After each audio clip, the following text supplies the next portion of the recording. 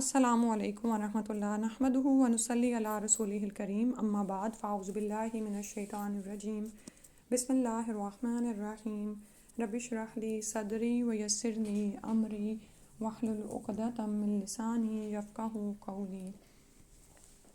حج اور عمرہ کے مسائل، اور ہم پڑھے تھے 10 ذی الحجہ، یعنی 10 ذی الحجہ کو جو کرنے والے کام ہوتے ہیں اس میں سے ہم نے ایک تو کیا تھا، پہلے 2 کام ہم نے کر لیے تھے اور 2 رہ گئے ہیں، ٹھیک ہے جی۔ تو 2 اس میں چیزیں ہم نے پڑھ لی تھیں، 2 افعال جو 10 ذی الحجہ کے ہیں۔ یوم النحر ہے چونکہ، تو اس دن قربانی کی جاتی ہے، اور رمی الجمرۃ العقبہ تھی، اور جمرہ عقبہ کی رمی کے مسائل، ٹھیک ہے۔ اس کے بعد جو کام اگلا کرنا ہے وہ ہے الحلق والتقصیر، سر منڈوانے اور بال کٹوانے کے مسائل۔ مسئلہ ہے 306، 10 ذی الحجہ کو قربانی کے بعد سر منڈوانا یا سر کے بال کٹوانا واجب ہے، ٹھیک ہے، واجب عمل ہے۔ پہلے سر کا دایاں حصہ پھر بایاں حصہ منڈوانا مستحب ہے، ٹھیک ہے، یعنی سنت سے تھوڑا نیچے ہے کہ اگر اس طرح کر لیا جائے تو ثواب ہے، لیکن اگر ایسا نہ ہو یا آپ کو کوئی حجام ایسا نہ ملے جو بھول کے کچھ اور کر دے تو پھر کوئی گناہ نہیں۔ اگر کسی عذر یعنی کوئی رخصت ہے، یعنی کوئی عذر پیش آ گیا، کوئی مجبوری ہے، کوئی ضرورت لاحق ہو گئی، یا بھول چوک یا لا علمی کی وجہ سے قربانی سے پہلے حجامت کروا لی جائے تو کوئی حرج نہیں، ٹھیک ہے۔ اور اس میں ہم بار بار وہ حدیث پڑھ چکے ہیں جس میں مختلف لوگ رسول صلی اللہ علیہ وسلم کے پاس آئے، اور کیونکہ آپ صلی اللہ علیہ وسلم نے فرمایا تھا کہ مجھ سے حج کے مناسک سیکھ لو، ایسا نہ ہو کہ میں اگلے سال یہاں پر نہ موجود ہوں، کیونکہ آپ صلی اللہ علیہ وسلم کا وہ پہلا اور آخری حج تھا، حجۃ الوداع تھا، اس کے بعد آپ صلی اللہ علیہ وسلم وفات پا گئے تھے۔ تو اگر کوئی کسی شخص کو پتہ نہیں ہے، لا علمی تھی، یا یہ کہ بھول ہو گئی، آگے پیچھے کر دیے، یہ سب کچھ ہماری فطرت کا حصہ ہے نا، انسانی فطرت میں یہ ہے، یا کسی کو کوئی عذر پیش آ گیا ہے، اور عذر یہی ہو سکتا ہے کہ ابھی وہاں پر قربانی نہیں ہوئی، یا کچھ اور مسائل، بے شمار مسائل ہو سکتے ہیں۔ آپ یہ دیکھیں کہ اتنے وہاں پر لوگ ہیں، ہر ایک کو مختلف طرح کا مسئلہ پیش آ سکتا ہے، تو اگر قربانی سے پہلے حجامت کروا لی جائے تو کوئی حرج نہیں۔ حلق یا تقصیر کے وقت الحمدللہ علی ما ہدانا و انعم علینا اللہم ھذہ ناصیتی بیدک کے الفاظ سنت سے ثابت نہیں ہیں۔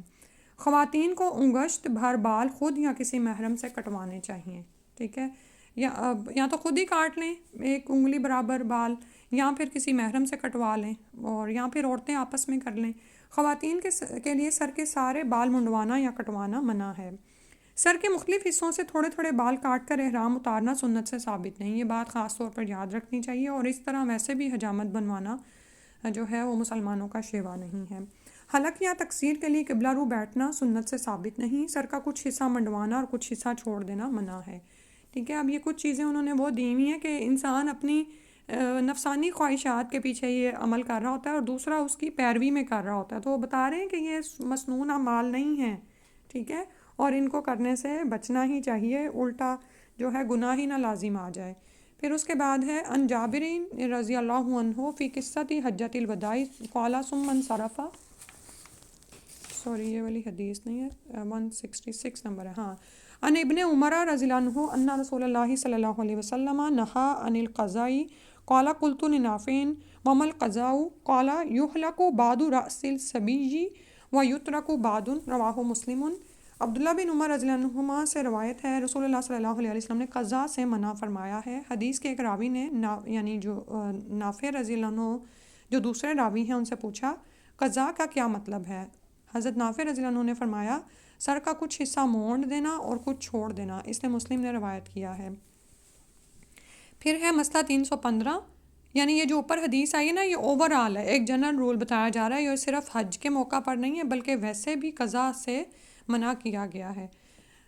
اگر کوئی مرد یا عورت صحیح کے بعد بال کٹوانے بھول جائے تو یاد آنے پر بال کٹوا لینے چاہیے، اور بال کٹوانے کے بعد احرام اتارنا چاہیے، اس صورت میں کوئی دم یا فدیہ نہیں ہوگا۔ پھر دوسرا مسئلہ ہے کہ اگر کوئی مرد یا عورت بال کٹوائے بغیر بھول کر احرام اتار دے تو یاد آنے پر اسے دوبارہ احرام باندھ کر بال کٹوانے چاہیے اور پھر احرام اتارنا چاہیے، اس صورت میں بھی کوئی دم یا فدیہ نہیں ہوگا۔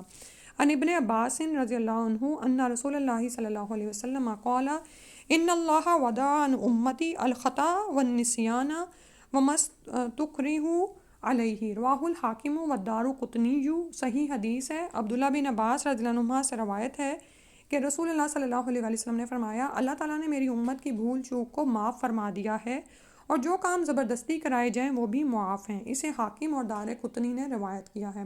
اچھا، اس میں دیکھیں بات تو حج کے مسائل کی ہو رہی ہے، لیکن کتنی خوبصورت رہنمائی ہے کہ بعض اوقات ہم خود کو پہ خود ہی جو ہے نا جبر کر رہے ہوتے ہیں اور خود کو خود ہی تکلیف میں ڈالے ہوئے ہوتے ہیں، اور ہم سے جو کام بھول چوک کر اور نسیان کی وجہ سے یعنی کہ غلطی کی وجہ سے ہو جاتے ہیں یا بھول چوک کر ہو جاتے ہیں، ہم اس پر بھی اتنے پریشان رہتے ہیں۔ تو یہاں پر مسئلے کا حل آ گیا کہ اللہ تعالیٰ نے اس امت سے بھول چوک اور نسیان کو معاف کر دیا ہے، لیکن اس کا یہ مطلب نہیں ہے کہ انسان شعوری طور پر بھولے اور ایک نان سیریس اس کا ایٹیچیوڈ ہو۔ ایک ہوتا ہے نا نان سیریس ایٹیچیوڈ ہونا، ایک ہوتا ہے کہ انسان سنجیدہ ہے کسی عبادت کو معاملے میں، لیکن ظاہر ہے بھول چوک اور خطا ہمیں لگی ہوئی ہے تو ہو بھی جاتا ہے کہ غلطی ہو جائے یا ہم بھول جائیں تو وہ معاف ہیں۔ اسی طرح بعض اوقات کسی شرعی مسئلے کا آپ کو پتہ ہوتا ہے اور آپ یعنی کہ کوئی کرنے کا کام ہے، آپ اس کو کرنا چاہ رہے ہیں یا کسی گناہ کے کام سے رکنا چاہ رہے ہیں، لیکن کیا ہوتا ہے کہ ارد گرد کے لوگ آپ کو اس میں ڈال دیتے ہیں، زبردستی کرا دیتے ہیں۔ ایسے کتنے ہی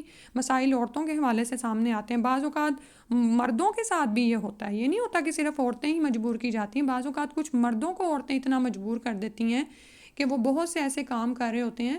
تو پھر یاد رکھنا چاہیے کہ جس کو تو پتہ ہے اور وہ زبردستی کرا رہا ہے تو اس کی تو شامت ہے، لیکن جس بیچارے کو زبردستی ڈالا جا رہا ہے وہ معاف ہیں اسے۔ اسے حاکم اور دار قطنی نے روایت کیا ہے۔ بال کٹوانے سے بال منڈوانا افضل ہے۔ عن ابی ہریرہ رضی اللہ عنہ قال قال رسول اللہ صلی اللہ علیہ وسلم اللہم اغفر للمحلقین قالوا یا رسول اللہ صلی اللہ علیہ وسلم وللمقصرین قال اللہم اغفر للمحلقین قالوا یا رسول اللہ صلی اللہ علیہ وسلم وللمقصرین قال اللہم اغفر للمحلقین قالوا یا رسول اللہ صلی اللہ علیہ وسلم وللمقصرین قال وللمقصرین، رواہ مسلم۔ ابو ہریرہ رضی اللہ عنہ کہتے ہیں کہ رسول اللہ صلی اللہ علیہ وسلم نے صحابہ کرام رضی اللہ عنہ کے کسی سوال کے جواب میں فرمایا، اللہ سر منڈوانے والوں کی مغفرت فرما، یعنی وہ جو پورا بولڈ کر لیتے ہیں نا۔ صحابہ کرام رضی اللہ عنہ نے عرض کیا، یا رسول اللہ صلی اللہ علیہ وسلم، سر کے بال کٹوانے والوں کے لیے مغفرت کی دعا فرمائیں۔ آپ صلی اللہ علیہ وسلم نے پھر ارشاد فرمایا، یا رسول اللہ، یا اللہ سر منڈوانے والوں کی مغفرت فرما، یعنی آپ نے پھر اسی دعا کو دہرایا۔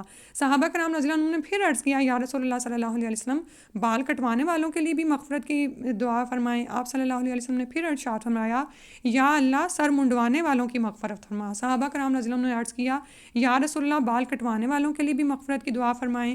تب آپ صلی اللہ علیہ وسلم نے چوتھی مرتبہ ارشاد فرمایا، یا اللہ بال کٹوانے والوں کی بھی مغفرت فرمائے۔ اسے مسلم نے روایت کیا ہے۔ تو آپ صلی اللہ علیہ وسلم نے ایسا کیوں کیا؟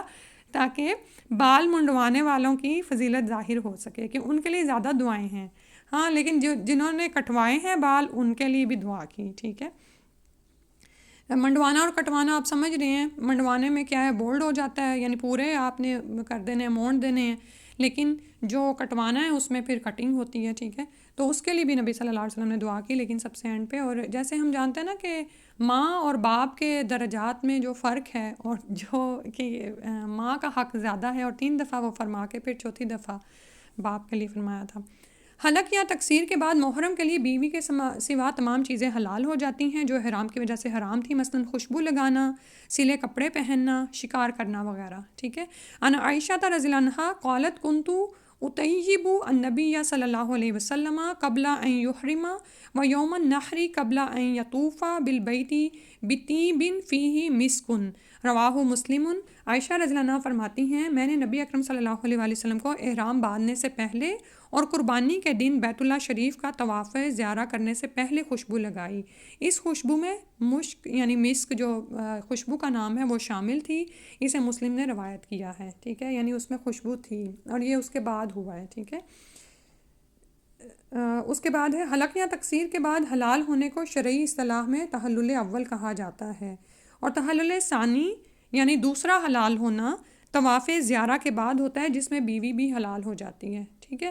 اب یہاں پر کیا ہے کہ ابھی آپ نے 10 ذو الحجہ کے کام کیے ہیں اور احرام اتار دیا ہے، لیکن ساری چیزیں حلال نہیں ہوئیں، صرف کیا کچھ ہے، احرام مثلا خوشبو لگانا، سلے کپڑے پہننا اور شکار جو ان سے وہ حلال ہو گیا ہے، ٹھیک ہے. اور اب آپ نے اس کے بعد طواف کے لیے آپ جانے لگے تو قربانی کے دن بیت اللہ شریف کا طواف کرنے سے پہلے خوشبو لگائی، ٹھیک ہے. تو اس وقت وہ خوشبو لگائی گئی ہے.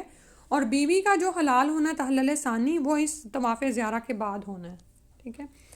اب آج جو ہیں اگلے جو مسائل ہیں، جو چوتھا کام ہے اس دن کا، وہ طواف الزیارتی ہے. طواف زیارت کے مسائل: 10 ذی الحجہ کو قربانی کے بعد مکہ مکرمہ آ کر طواف زیارہ یا طواف افاضہ کرنا فرض ہے، ٹھیک ہے. یہ دونوں نام ہیں اس کے.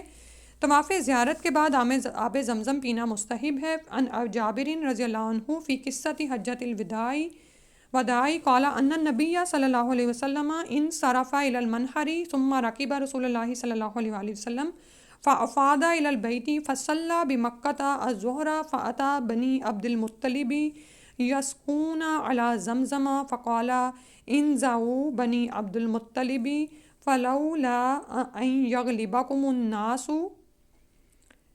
علی سقایتکم لنزعت معکم فناولوہ دلوا فشرب منہ. رواہ مسلم. جابر رضی اللہ عنہ سے حجۃ الوداع والی حدیث میں روایت ہے. اب یہ حدیث جو سی شروع سے نہیں آ رہی، آپ کو ڈاٹس نظر آ رہے ہیں، تو جتنا اس مسئلے سے ریلیٹڈ ہے وہ حدیث بیان کی جا رہی ہے کہ نبی اکرم صلی اللہ علیہ وسلم قربان گاہ تشریف لائے، اونٹ ذبح کیے، پھر اونٹنی پر سوار ہو کر مکہ مکرمہ تشریف لائے اور طواف افاضہ کیا. ظہر کی نماز مکہ میں ادا کی. اس کے بعد بنی عبد المطلب کے پاس تشریف لائے جو لوگوں کو زمزم پلا رہے تھے، ٹھیک ہے. آپ صلی اللہ علیہ وسلم نے انہیں فرمایا، اے بنو عبد المطلب، خوب پانی نکالو اور لوگوں کو پلاؤ. اگر مجھے یہ خدشہ نہ ہوتا کہ میرے پانی نکال کر پینے یا پلانے کے بعد لوگ خود پانی نکالنے کی سنت ادا کرنے کے لیے تم سے ڈول زبردستی حاصل کر لیں گے، تو میں بھی تمہارے ساتھ مل کر پانی نکالتا، یعنی وہ سنت نہ بن جائے کہیں. تب بنی عبد المطلب کے لوگوں نے پانی کا ایک ڈول نکال کر آپ صلی اللہ علیہ وسلم کو دیا اور آپ صلی اللہ علیہ وسلم نے اس سے پیا. اسے مسلم نے روایت کیا ہے، ٹھیک ہے. اور اس کے بعد وضاحت آ رہی ہے، کسی شرعی عذر کی وجہ سے 10 ذی الحجہ کو طواف زیارت نہ کیا جا سکے تو 11، 12، 13 ذی الحجہ تک کسی بھی دن کیا جا سکتا ہے. اس تاخیر پر کوئی فدیہ یا دم نہیں ہے. طواف زیارہ مؤخر کرنے کی صورت میں 12 یا 13 ذی الحجہ کو طواف زیارہ اور طواف وداع دونوں کی نیت سے ایک ہی طواف کر لیا جائے تو کافی ہوگا انشاءاللہ. طواف زیارت چونکہ حج کا رکن ہے، اس لیے ادا نہ کرنے پر دم یا فدیہ دینے سے اس کی تلافی نہیں ہوتی، ٹھیک ہے. یہ یاد رکھیں کہ جو ارکان ہے نا وہ اگر نہیں پورے ہوئے تو اس پہ دم یا فدیہ نہیں ہے، وہ حج ہی رہ جاتا ہے نا، پھر اس کو آپ نے کرنا ہے. طواف زیارت کیے بغیر حائضہ کا اس نیت سے طائف، جدہ یا ریاض وغیرہ چلے جانا کہ حیض کے بعد واپس آ کر طواف زیارت کر لے گی، جائز نہیں. تو اور اس میں ایک اور مسئلہ جو ہمیں انہوں نے احکام حیض از فضیلت الشیخ محمد بن صالح العثیمین رحمہ اللہ نے یہاں پر انہوں نے لکھا ہوا ہے. اور یہ میں نے اس دن پاکستان سے جو گورنمنٹ حج کے لیے جا رہے تھے انہوں نے ایک گروپ بنایا ہوا تھا، اور اس میں ایک خاتون مقرر تھیں حج کے احکامات سکھانے کے لیے، ان کی ویڈیو تھی اور سب مسائل بتا کے انہوں نے آخر میں یہ بات بھی کر دی تھی، وہ جو یہاں پہ لکھی ہوئی ہے کہ وہ خاتون جو طواف زیارہ سے قبل حائضہ ہو جائے اور کسی ایسے دور دراز ملک سے آئی ہو جہاں سے دوبارہ واپس آنا ممکن نہ ہو اور وہ خاتون مکہ میں رہ کر انتظار بھی نہ کر سکتی ہو، تو ایسی خاتون کو مضبوط لنگوٹ باندھ کر حالت حیض میں ہی طواف کر لینا چاہیے. لیکن یہ بالکل اخیر صورتحال ہے، ٹھیک ہے. اب پیچھے بھی جو ہم نے چیزیں پڑھی ہیں نا کہ 10 ذی الحجہ کے اعمال جو ترتیب سے کرنے ہیں وہ اس ترتیب کو ملحوظ رکھا جائے، جان بوجھ کر نہ ترتیب ہلائی جائے. لیکن اگر کوئی مسئلہ پیش آ گیا ہے، اب یہاں پر بھی یہی صورتحال ہے. ویسے تو الحمدللہ وہ میڈیسنز اویلیبل ہیں کہ عورتیں استعمال بھی کرتی ہیں، لیکن دیکھیں یہ تو اللہ کی طرف سے نا، کسی بھی خاتون کا ایسا مسئلہ ہو سکتا ہے کہ دوائیاں استعمال کرنے کے باوجود کچھ ہو جائے یا دوائی کھانی بھول جائے، ٹھیک ہے. تو اب اس کے پاس کوئی حل نہیں ہے، ٹکٹ وہ بار بار نہیں خرید سکتی اور وہ مکہ میں رہ نہیں سکتی ہے، اور اسی طرح سے وہ فلائٹ جو اس کی مس ہو جائے گی تو وہ اب کیا ہوگا کہ اس پر اب ہے کیا کہ طواف جو ہے وہ حج کا ایک رکن ہے، طواف زیارہ، ٹھیک ہے.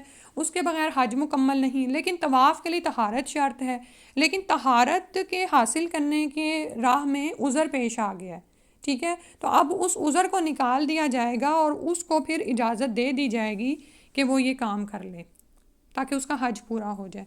پھر اس کے بعد ہے طواف زیارت کے بعد احرام کی تمام پابندیاں ختم ہو جاتی ہیں، حتیٰ کہ بیوی سے تعلق کی پابندی بھی ختم ہو جاتی ہے۔ شرعی اصطلاح میں اسے تحلل ثانی کہا جاتا ہے، یعنی دوسرا حلال ہونا۔ طواف زیارت میں رمل درست نہیں۔ ان ابن عباس رضی اللہ عنہ ان رسول اللہ صلی اللہ علیہ وآلہ وسلم لم یرمل فی السبع الذی افاد فیہ، رواہ ابن خزیمہ۔ عبداللہ بن عباس رضی اللہ عنہ سے روایت ہے کہ رسول اللہ صلی اللہ علیہ وسلم نے طواف افاضہ کے 7 چکروں میں رمل نہیں فرمایا۔ اسے ابن خزیمہ نے روایت کیا ہے، ٹھیک ہے۔ رمل آپ پیچھے عمرے کے اس میں پڑھ رہے ہیں کہ جب انسان عمرہ کرتا ہے تو اس میں 3 چکروں میں رسول صلی اللہ علیہ وسلم کی سنت ہے کہ اس میں تیز تیز قدموں سے ذرا چلا جاتا ہے، ٹھیک ہے، یعنی اس طرح نہیں بھاگا جاتا ہے جیسے صحیح میں ہے، لیکن تیز قدموں سے۔ تو اب یہاں پر بتایا جا رہا ہے کہ اس والے میں رمل کی وہ نہیں ہے شرط، ٹھیک ہے۔ اور لیکن عمرے کے طواف میں آپ یہ دیکھیں کہ وہاں پر ہم نے دیکھا تھا کہ یہ کرنا ہے۔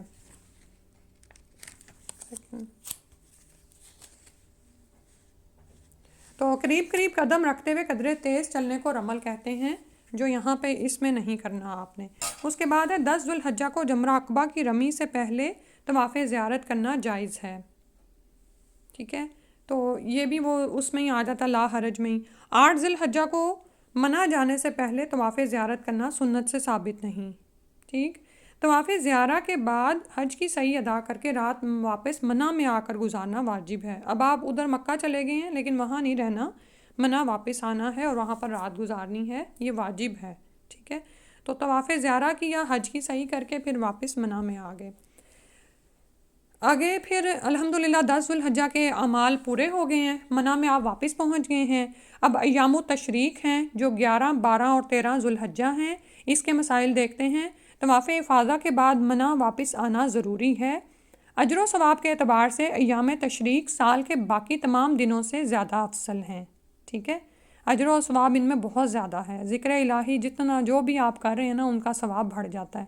ایام تشریق میں روزانہ تینوں جمروں، جمرہ اولا، جمرہ وسطیٰ اور جمرہ عقبہ کو بالترتیب زوال آفتاب کے بعد کنکریاں مارنی چاہیے۔ زوال آفتاب کے بعد یہ بات یاد رکھنی ہے۔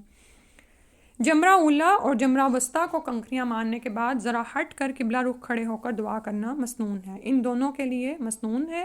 ان عائشہ رضی اللہ عنہا قالت افاد رسول اللہ صلی اللہ علیہ وسلم من آخری یومہ حین صلی الظہر ثم رجع الی منی فمکث بها لیالی ایام التشریق یرمل الجمرۃ اذا زالت الشمس کل جمرۃ بسبع حصیات یکبر مع کل حصاۃ ویقف عند الاولی والثانیۃ فیطیل القیام ویتضرع ویرمی الثالثۃ ولا یقف عندها، رواہ ابو داود۔ صحیح حدیث ہے۔ عائشہ رضی اللہ عنہ فرماتی ہیں کہ رسول اللہ صلی اللہ علیہ وآلہ وسلم نے دن کے دوسرے حصے میں طواف افاضہ کیا اور ظہر کی نماز بھی ادا فرمائی، پھر واپس تشریف لائے اور ایام تشریق کی راتیں منی میں ہی گزاریں۔ اس دوران زوال آفتاب کے بعد تینوں جمرات کو کنکریاں ماریں، ہر جمرہ کو 7 کنکریاں مارتے اور ہر کنکری مارتے وقت اللہ اکبر کہتے۔ پہلے جمرہ اولا اور دوسرے جمرہ وسطیٰ کے پاس دیر تک قیام اور آہوزاری سے دعا کرتے رہے۔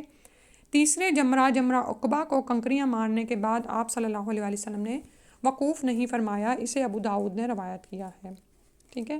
اب اس کی وضاحت انہوں نے دی ہے کہ اگر کوئی شخص 11، 12، 13 ذو الحجہ 3 ایام منی میں بسر نہ کرنا چاہے تو 11، 12 کے 2 دن بسر کرنے کے بعد واپس آ سکتا ہے، جو ہم پیچھے بھی مسئلہ پڑھ رہے۔ 12 ذو الحجہ کو منی سے واپس آنے والے حجاج کو غروب آفتاب سے پہلے منی سے نکل آنا چاہیے۔ اگر منی میں سورج غروب ہو گیا اور 13 ذو الحجہ کی رات شروع ہو گئی تو 13 ذو الحجہ کی کنکریاں مارنا اس پر واجب ہو جائے گا، ٹھیک ہے، پھر وہاں پر آپ کو رکنا ہوگا۔ ایام تشریق میں زوال سے پہلے کی گئی رمی اسی روز یا اس سے اگلے روز، ایام تشریق میں، ٹھیک ہے، زوال سے پہلے کی گئی رمی اسی روز یا اس سے اگلے روز یعنی 11 ذو الحجہ کو 12 ذو الحجہ کو، 12 ذو الحجہ کی 13 ذو الحجہ کو دہرانی چاہیے، ٹھیک ہے۔ یعنی اگر آپ نے وہ ٹائم میں کچھ فرق ڈال دیا ہے کہ زوال آفتاب کی بجائے آپ نے زوال سے پہلے کر دی ہے، ٹھیک ہے، تو پھر وہ آپ کو دہرانی ہوگی، ٹھیک ہے، 11 ذوالحجہ کی 12 ذوالحجہ کو دہرا لیں اور 12 کی 13 ذوالحجہ کو دہرا لیں۔ اور اگر یہ ممکن نہ ہو تو ایک جانور کی مکہ میں قربانی دینی چاہیے اور اسے فقرہ میں تقسیم کرنا چاہیے۔ یہ بھی انہوں نے فتاویٰ للجنتی الدائمہ للبحوث العلمیتی والافتاء، ٹھیک ہے۔ 12 ذوالحجہ کو رمی سے قبل منع چھوڑنا منع ہے، ایسا کرنے پر دم واجب ہوگا۔ اور یہ آپ یہ دیکھیں کہ سورہ البقرہ میں بھی یہ بات بیان ہوتی ہے نا کہ 2 دنوں میں آ جائے تو کوئی حرج نہیں، 3 دن بھی گزارا ہے تو پھر بھی ٹھیک ہے، ٹھیک ہے۔ لیکن اگر 2 دن رہنے کی 2 راتیں گزارنے کی پلاننگ ہے تو غروب آفتاب سے پہلے نکل آئے۔ اگر غروب آفتاب کے بعد بھی رک گیا تو پھر 13 ذوالحجہ کی رمی بھی وہ اگلے دن کرے گا، ٹھیک ہے، پھر وہ وہاں سے نہ نکلے۔ اسی طرح اگر رمی میں کچھ وہ اس کے وقت میں کچھ آگے پیچھے کیا ہے تو پھر اگلے دن اس کو دہرا کے پوری کرے۔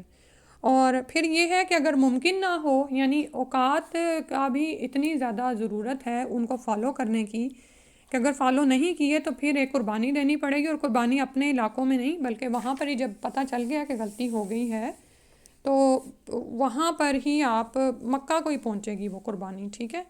تو اور اسے فقراء میں تقسیم کیا جائے گا، یعنی یہ نہیں ہے کہ آپ اپنے علاقے میں جا کے کریں گے۔ اللہ عالم بالصواب۔ اللہ سبحانہ و تعالیٰ ہمارے لیے آسانی فرما دیں، جو لوگ بھی حج پر جا رہے ہیں ان کے لیے اس علم کو سیکھنا اور سکھانا آسان کر دیں۔ اور میرے ذہن میں یہ خیال بھی آ رہا تھا کہ وہ لوگ جو حج پر نہیں جا رہے تو بعض اوقات آپ یہ دیکھیں کہ ہم میں سے کچھ لوگ ایسے ہوتے ہیں جن کو باتوں کی مسائل کی سمجھ آ رہی ہوتی ہے، ٹھیک ہے، زیادہ سمجھتے ہیں وہ بنسبت اس بندے کے جو سچ میں اس عبادت کو کرنے جا رہا ہے، ٹھیک ہے۔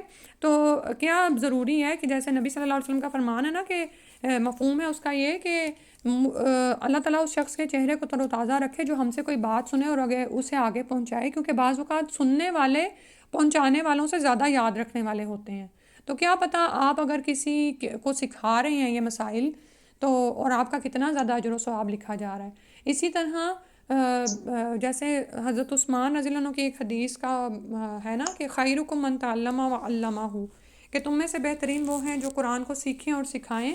تو ہم میں سے جو بھی خواتین ہیں، یعنی جب اب یا دیکھیں اب ایسی عمر آ جاتی ہے کہ آپ کے بچوں کی ذمہ داریاں کم ہو جاتی ہیں، گھر میں جو ذمہ داریاں پھیلی ہوئی ہوتی ہیں، ایک عمر ہوتی ہے نا کہ جوانی میں ہر گہما گہمی بہت کام ہے، ٹھیک ہے، تو لیکن اس کے بعد جب آپ تھوڑے فارغ ہو جائیں تو ضرور قرآن سیکھنے سکھانے کا کام جاری رکھیں۔ کوئی چھوٹا موٹا ہی، یعنی کہ کسی ایک بچے کو ہی تھوڑا بہت سکھا دیا، قاعدہ ہی پڑھا دیا اس کو۔ اور ایک خاتون کے بارے میں سن رہی تھی کہ وہ ان کا تو یہ حال تھا کہ ان کے پاس وقت نہیں تھا ہوتا گھر کی ذمہ داریوں میں اور سب میں، تو وہ کہاں پہ وقت بچاتی تھیں، جو وہ کچن میں کام کر رہی ہوتی تھیں تو اس میں انہوں نے بچوں کو قرآن سکھا رہی ہیں، ساتھ میں بٹھا لیتی تھیں عورتیں کچن میں ہی اپنے پاس بچوں کو، اور ایسے کرتے کرتے انہوں نے کتنے ہی بچوں کو قرآن سکھا دیا۔ تو بالکل اسی طرح اگر آپ جب یہ مسائل سن رہے ہیں تو میں بھی ذہن میں یہ خیال آیا کہ میں تو حج پہ جا نہیں رہے اور یا پھر ویسے تو یہ نیت ہم یہ کریں کہ یہ دین کا علم سیکھنا ہے اور اس کو آگے انشاءاللہ پہنچانا ہے، اور ہم یہ اللہ تعالیٰ تو اپنے دین کا کام کسی سے بھی لے لیں گے نا، لیکن ہمارے لیے کیا ہے کہ ہم تو اپنے لیے اجر و ثواب اکٹھا کریں، ٹھیک ہے۔ پھر ہے ایام تشریق کی پہلی 2 راتیں 11 اور 12 ذوالحجہ منی میں گزارنی واجب ہیں، 13 ذوالحجہ کی رات منی میں گزارنی مستحب ہے۔ یعنی اوپر جو انہوں نے بیان کیا نا سارا، اس کا یہ ایک انہوں نے کنکلوژن نکال دیا ہے کہ 2 راتیں تو واجب ہیں اور تیسری جو ان سی ہے وہ مستحب ہے۔ کسی خاص مجبوری کی وجہ سے ایام تشریق کی راتیں مکہ مکرمہ میں گزارنے کی رخصت ہے۔ اب وہی بات ہے کہ اسلام میں رخصتیں دی گئی ہیں، یہی دین کا حسن ہے۔ ان عبداللہ ابن عمر رضی اللہ عنہما ان العباس ابن عبد المطلب رضی اللہ عنہ استأذن رسول اللہ صلی اللہ علیہ وسلم ان یبیت بمکہ لیالی من اجل سقایتہ فاذن لہ، رواہ مسلم۔ عبداللہ بن عمر رضی اللہ عنہ سے روایت ہے کہ عباس بن عبد المطلب رضی اللہ عنہ نے حاجیوں کو پانی پلانے کے لیے ایام تشریق کی راتیں مکہ میں گزارنے کی اجازت رسول اللہ صلی اللہ علیہ وسلم سے طلب کی، تو آپ صلی اللہ علیہ وسلم نے انہیں اجازت دے دی۔ اسے مسلم نے روایت کیا ہے، ٹھیک ہے۔ اب یہاں پر ان کے پاس عذر تھا، لیکن بلا عذر ایام تشریق کی راتیں منی میں نہ گزارنے پر دم واجب ہے۔ استطاعت نہ ہونے کی صورت میں 10 روزے رکھنے چاہیے، ٹھیک ہے۔ یعنی استطاعت ہے کہ کوئی مسئلہ پیش آ گیا یا اتنا فائنینشلی آپ نہیں وہ کر سکے۔ پھر ہے منی میں ایام تشریق کے دوران اللہ تعالیٰ کو کثرت سے یاد کرنا چاہیے۔ ان نبیشۃ الحذلی رضی اللہ عنہ قال قال رسول اللہ صلی اللہ علیہ وسلم ایام تشریقی ایام اکلی و شربن وفی روایتن و ذکر اللہ تعالی، رواہ مسلم۔ نبیشہ حضلی رضی اللہ عنہ کہتے ہیں کہ رسول اللہ صلی اللہ علیہ وسلم نے فرمایا ایام تشریق کھانے پینے کے دن ہیں، اور ایک روایت میں ہے کہ اللہ کو یاد کرنے کے دن ہیں، اسے مسلم نے روایت کیا ہے۔ آپ یہ دیکھیں کہ اللہ کا ذکر ایک ایسی چیز ہے جو انسان کے دل کو سکون عطا فرماتا ہے۔ الا بذکر اللہ تطمئن القلوب، کہ خبردار رہو، اللہ کے ذکر سے ہی دل اطمینان پاتے ہیں۔ جس دل میں اللہ کا ذکر نہیں بسا ہوا، نہ اللہ کی یاد نہیں بسی ہوئی، نہ اس پر شیطان کے حملے بہت تیز ہو جاتے ہیں، ٹھیک ہے۔ اور پھر اور جب انسان جوں انسان ومن اعرض عن ذکری، جوں انسان اللہ کے ذکر سے منہ موڑتا چلا جاتا ہے، فإن لہ معیشۃ ضنکا ونحشرہ یوم القیامۃ اعمیٰ، تو زندگی کی گزران انسان کے لیے تنگ ہو جاتی ہے، اور قیامت والے دن بھی ایسے انسان کو اندھا اٹھائیں گے اللہ تعالیٰ۔ تو اللہ کا ذکر بہت ضروری ہے، ہم کچھ بھی نہیں کر سکتے تو ہم ذکر میں تو اپنے دھیان کو لگائیں، لیکن اب یہ دیکھیں کہ ذکر الہی بھی کم ہوتا چلا جا رہا ہے، اور اگر ذکر کرتے بھی ہیں تو ڈسٹریکٹڈ مائنڈ کے ساتھ، سامنے ٹی وی کھلا ہوا ہے یا ڈیوائس کوئی ہے، ہم کوئی میسیج چیک کر رہے ہیں اور ساتھ ساتھ تسبیح کے دانے گر رہے ہیں۔ بھئی سبحان اللہ آپ پڑھ رہے ہیں، اللہ کی پاکی بیان کر رہے ہیں، اس کو محسوس تو کریں کہ آپ کیا کہہ رہے ہیں۔ اور اللہ کا ذکر واقعی ایک ایسی چیز ہے کہ آپ کے دل اور دماغ کو مرتکز کر دیتا ہے، یعنی اس کو فوکسڈ کر دیتا ہے۔ یہ جو آج کل فوکس کی بھی کمی ہوتی جا رہی ہے نا، اس کی بھی وجہ یہی ہے، کبھی اس کی باتیں سن لی، کبھی ادھر سے کچھ دیکھ لیا، کبھی وہ، اسی طرح کرتے کرتے انسان اپنا وقت ضائع کر رہا ہے۔ اور پھر شیطان کے وسوسے ہیں کہ کبھی ہاں فلاں نے مجھے یہ کہہ دیا، میں یہ نہیں ہو رہا، اب یہ ہو گیا تو وہ نہیں ہو رہا۔ یہ ساری چیزیں اتنی زیادہ ہیں کہ یہ وہاں سے شیطان بھاگ جاتا ہے جہاں پر اللہ کا ذکر ہوتا ہے، کیونکہ شیطان کے حملے کیا ہیں، وہ آپ کو وسوسے تو ڈال سکتا ہے، لیکن جس دل میں اللہ کا ذکر ہوتا ہے نا، پھر وہ دروازہ نہیں کھول سکتا، پھر ایسا شخص اللہ تعالیٰ سے جڑا رہتا ہے۔ تو نہ صرف یہ کہ حج اور عمرہ پر جو لوگ جائیں تو یہ دن کھانے پینے کے ہیں، یعنی کوئی لمبی لمبی عبادتوں کا نہیں کہا گیا، لمبی لمبی دعوت اور تبلیغ کا بھی کوئی ذمہ داری نہیں ہے۔ کھانے پینے کے دن ہیں، جب اللہ کی طرف سے اجازت ہے تو دل کی خوشی کے ساتھ کھائیں پئیں، اسراف نہ کریں، بس جو قرآن کا حکم ہے، اور نہ ہی ضیاع ہو، لیکن اس کے ساتھ ساتھ کیا ہے، اللہ کا ذکر جاری رہے۔ سبحان اللہ۔ عن ابن عمر رضی اللہ عنہ عن النبی صلی اللہ علیہ وسلم قال ما من ایام اعظم عند اللہ سبحانہ ولا احب الیہ من العمل فیہن من هذه الایام العشر فاکثروا فیہن من التحلیل والتکبیر والتحمید، رواہ احمد، صحیح حدیث ہے۔ عبداللہ بن عمر رضی اللہ عنہ سے روایت ہے کہ رسول اللہ صلی اللہ علیہ وسلم نے فرمایا، اللہ تعالیٰ کے نزدیک ان 10 دنوں سے زیادہ عظمت والا کوئی اور دن نہیں جس میں کیے گئے اعمال اللہ تعالیٰ کو ان دنوں کے اعمال کے مقابلے میں زیادہ محبوب ہوں، لہٰذا ان دنوں میں کثرت سے لا الہ الا اللہ، اللہ اکبر اور الحمدللہ کہو، ٹھیک ہے۔ تحلیل، لا الہ الا اللہ، تکبیر، اللہ اکبر، تحمید، الحمدللہ۔ عبداللہ بن مسعود رضی اللہ عنہ ایام تشریق میں درج ذیل الفاظ سے تکبیر و تحلیل فرمایا کرتے، اللہ اکبر لا الہ الا اللہ واللہ اکبر وللہ الحمد۔ ابن ابی شیبہ، اس میں تینوں چیزیں ہی آ گئی ہیں، ٹھیک ہے، تکبیر آ گئی، تحلیل آ گئی اور تحمید بھی آ گئی۔ اللہ سبحانہ وتعالیٰ ہمیں توفیق عطا فرمائے۔ اور آپ یہ دیکھیں کہ صرف وہاں پر ہی نہیں، عام زندگی میں بھی اللہ کے ذکر کو ہم تھامے رکھیں، اور اسی طرح خاص طور پر ایام جو ذوالحجہ پہلے 10 دن ہیں جن کی فضیلت آئی ہے، تو اس میں بھی ہم یہ ذکر کرنا نہ بھولیں، ٹھیک ہے۔ اور اللہ کا ذکر دیکھیں ہر حال میں ہو سکتا ہے، بس ایک دل کو متوجہ کرنے کی ضرورت ہے، اور جتنا زیادہ پھر انسان کے اندر تقویٰ اور اللہ تعالیٰ کا احساس آتا جاتا ہے، اتنا ہی وہ اللہ سے جڑتا چلا جاتا ہے، اور پھر وہ سوتا ہے تو بھی اللہ کا ذکر کر کے ہی، جاگتا ہے تو بھی اللہ کے ذکر کے ساتھ ہی وہ جاگتا ہے۔ 12 ذوالحجہ کو منی سے واپس آنا ہو تو اسی روز 13 ذوالحجہ کو رمی کرنا سنت سے ثابت نہیں، ٹھیک ہے۔ جب آپ نے ادھر سے واپس آنا ہے تو 13 ذوالحجہ کو رمی کرنا سنت سے ثابت نہیں۔ طواف وداع کے بعد رمی کرنا سنت سے ثابت نہیں۔ ایام تشریق کے دوران روزانہ نفلی طواف کرنا مستحب ہے، جس سے ہو سکے، ظاہر ہے۔ عن ابن عباس رضی اللہ عنہ ان نبی صلی اللہ علیہ وآلہ وسلم کان یزور البیت ایام منن ذکرہ فی شرح السنہ۔ عبداللہ بن عباس رضی اللہ عنہ فرماتے ہیں کہ نبی اکرم صلی اللہ علیہ وسلم ایام منی یعنی ایام تشریق میں بیت اللہ شریف کے طواف کے لیے مکہ تشریف لے جاتے ہیں، یہ روایت شرح سنہ میں ہے، کیونکہ آپ یہ دیکھیں کہ طواف یہ ایک ایسی عبادت ہے جو دنیا میں کسی اور مقام پر تو نہیں ہو سکتی، تو جتنا زیادہ ممکن ہو انسان یہ کرے۔ ایام تشریق کے دوران تمام نمازیں مسجد خیف میں ادا کرنا مستحب ہے۔ عن ابن عباس رضی اللہ عنہما قال مرفوعا صلی فی مسجد الخیفی سبعون نبیا رواہ طبرانی۔ حسن حدیث ہے۔ عبداللہ بن عباس رضی اللہ عنہما نبی اکرم صلی اللہ علیہ وآلہ وسلم سے روایت کرتے ہیں کہ آپ صلی اللہ علیہ وآلہ وسلم نے فرمایا مسجد خیف میں 70 انبیاء کرام نے نماز ادا فرمائی۔ اسے طبرانی نے روایت کیا ہے۔ تو یعنی ایک احساس ہوتا ہے نا کہ اچھا یہ یہاں پر اتنے انبیاء نے نماز ادا فرمائی ہے تو ہم بھی یہاں پر پڑھ رہے ہیں۔ پھر ہے جو متمتع یا قارن حاجی قربانی نہ دے سکے وہ ایام تشریق میں روزے رکھ سکتا ہے۔ ان عائشہ وابن عمر رضی اللہ عنہما قال لم یرخص فی ایام التشریق ان یصمن الا لمن لم یجد الہدیہ رواہ البخاری۔ عائشہ رضی اللہ عنہا اور عبداللہ بن عمر رضی اللہ عنہما فرماتے ہیں کہ ایام تشریق میں کسی آدمی کو روزہ رکھنے کی اجازت نہیں دی گئی سوائے اس حاجی کے جو قربانی نہ دے سکے۔ اسے بخاری نے روایت کیا ہے۔ ٹھیک ہے، الحمدللہ اللہ کا بڑا احسان ہے، ہم نے یہاں تک کر لی ہے۔ انشاءاللہ اگلی دفعہ جو کچھ چیزیں رہ گئی ہیں وہ بھی پڑھ لیں گے، اور اللہ تعالیٰ سے دعا ہے کہ جو پڑھا ہے لکھا سمجھا ہے اللہ تعالیٰ اس کو قبول کر لیں اور اسے ہمارے لیے صدقہ جاریہ بنا دیں۔ اور سبحان اللہ آمین۔ اور میں نے دیکھا کہ ہر حج عمرہ کی کتاب کے اینڈ پہ نا دعائیں بھی آ رہی ہوتی ہیں، اس کتاب کے اینڈ پہ بھی دعائیں ہیں اور بہت ساری لکھی ہوئی ہیں۔ انشاءاللہ ہم کوشش کریں گے کہ ساری پڑھ جائیں۔ 2-3 لیکچرز کے بعد انشاءاللہ دعاؤں کی باری آئے گی، تو اللہ سبحانہ تعالیٰ ہم سے یہ قبول کر لے۔